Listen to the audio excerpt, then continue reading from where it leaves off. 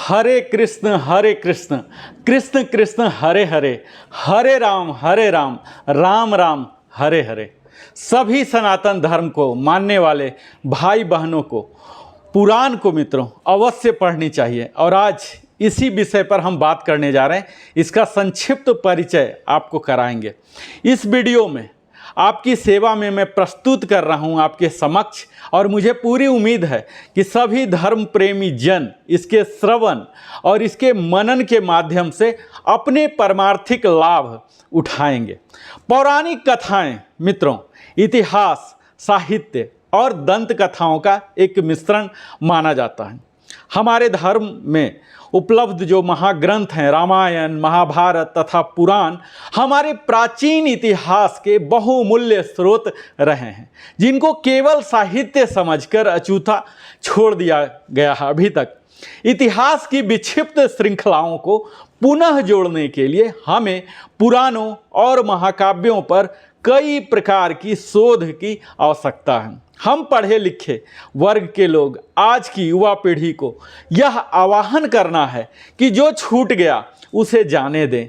जो अध्यात्म विरासत बची हुई है हमारे पास, उसे समझने की, करने की, अनुकरण करने की आज आवश्यकता है।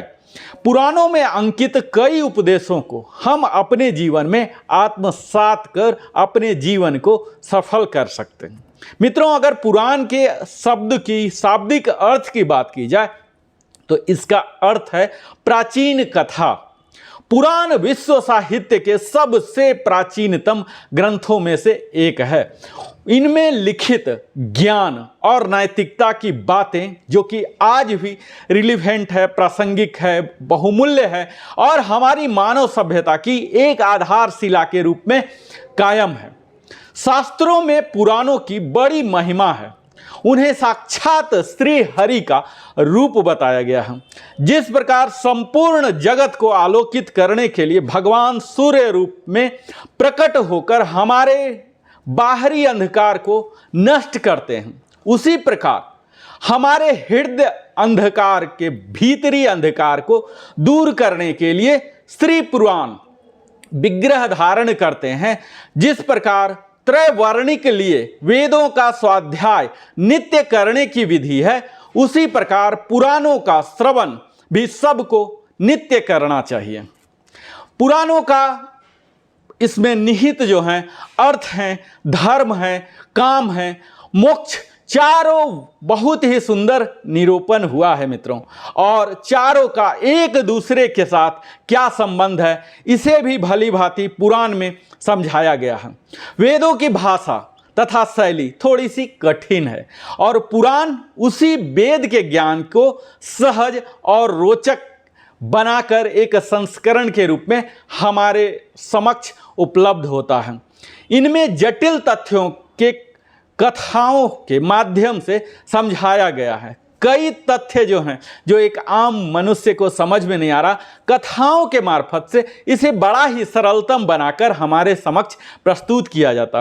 पुराणों का विषय नैतिकता, विचार, भूगोल, खगोल, राजनीति, सामाजिक, सांस्कृतिक परंपराओं, इसके साथ ही विज्ञान तथा कई अन्य विषयों पर आधारित है।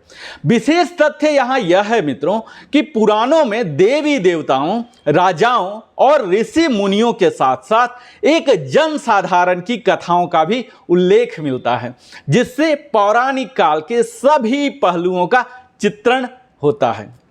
धर्म का फल है मित्रों संसार के बंधनों से मुक्ति, यानी कि भगवान की प्राप्ति। उसमें यदि कुछ सांसारिक संपत्ति उपार्जन कर ली है तो यह उसकी कोई सफलता नहीं है। इसी प्रकार धन का फल है एकमात्र धर्म का अनुष्ठान।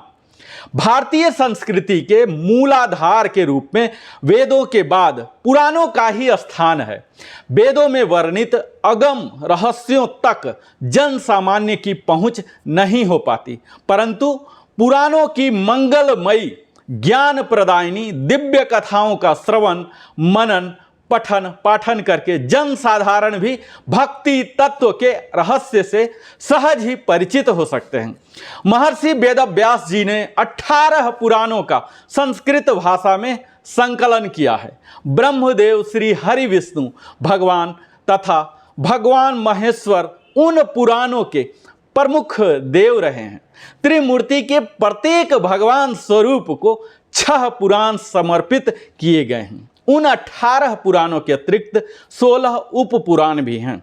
इस पुराण की श्रृंखला में मित्रों हम बारी बारी से उन 18 पुराण की विस्तार से चर्चा करेंगे और हम आपके समक्ष लाएंगे एक सारांश के रूप में, जिसमें हमने निहित किया है उन सारी पहलुओं को जो कि पूर्णतया वैज्ञानिक आधारों पर वर्गीकृत किए गए हैं। उन 18 पुराणों में कौन कौन कितने अध्याय हैं, कितने श्लोक की संख्या है, कितने खंडों में विभाजित किए गए हैं, कितने पाठों में की गई है, किनकी महानता को विशेष कर वहाँ ग्लोरीफाई की गई है, उस समय की सभ्यता की क्या थी, कथाएं क्या थी, और इसकी सारी बातों को हम विस्तार से उल्लेख करने जा रहे हैं एक एक करके। तो इस पुराण की श्रृंखला में आप यह हमारा परिचयात्मक प्रथम वीडियो है। इसके आगे हम 18 वीडियो आपके समक्ष प्रस्तुत करेंगे। मुझे पूरी उम्मीद है आप इसी तरह से अपना बहुमूल्य समय हमारे साथ देते रहेंगे, जिसके लिए मैं नरेंद्र कुमार कथावाचक सहृदय धन्यवाद करता हूँ।